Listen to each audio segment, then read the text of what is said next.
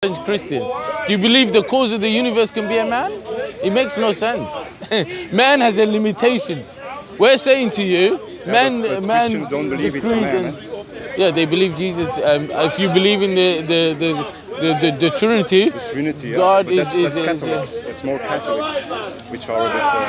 But you're right. But that's the main creed, isn't it? The main creed of Christianity is God sent His Son to Earth to get killed, to act as a kind of. I don't want to go into Christianity because atheism has a lot of confusion and so on, and Christianity is almost as almost, with all respect, at the same level as that. If you dive into, do you believe that there's a creator? No.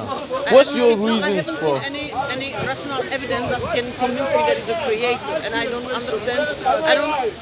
The universe is the evidence. Besides the creator. Okay. What we can do is, we can't give you empirical evidence, but we can give you the universe is here.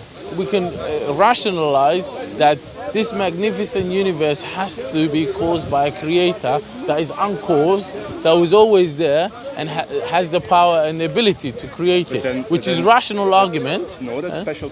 And we do believe in, but you haven't told me what you guys are looking for. It's hard for us to even go any discussion. You're not looking for empirical evidence. We are not looking for anything.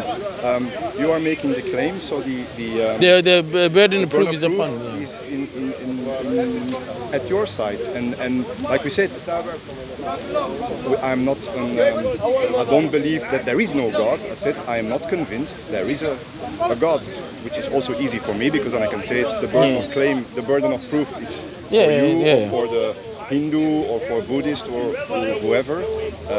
And I really like the discussion. And I have nothing against people who believe it because that's our own private thing. So in terms of what would you say created you? Like, how did you come to there is no, I don't see why we would need a creator.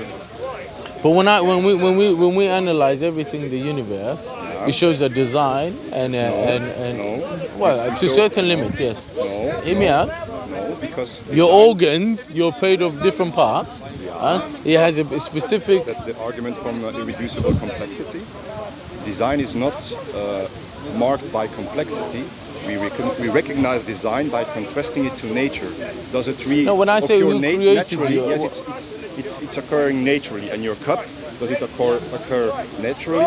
No. All the evidence points to the fact that it does not occur naturally. So that's the different. That's how we recognize design. If you see the nature, it looks beautiful, but we cannot conclude that it's designed because it's complex.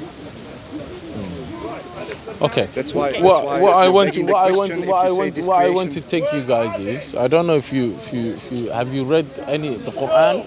Let's go back to what the Islamic belief system is. So let me perhaps explain to you guys why Islam, we believe, rationally and logically makes sense. So we believe that this universe was created by the Creator.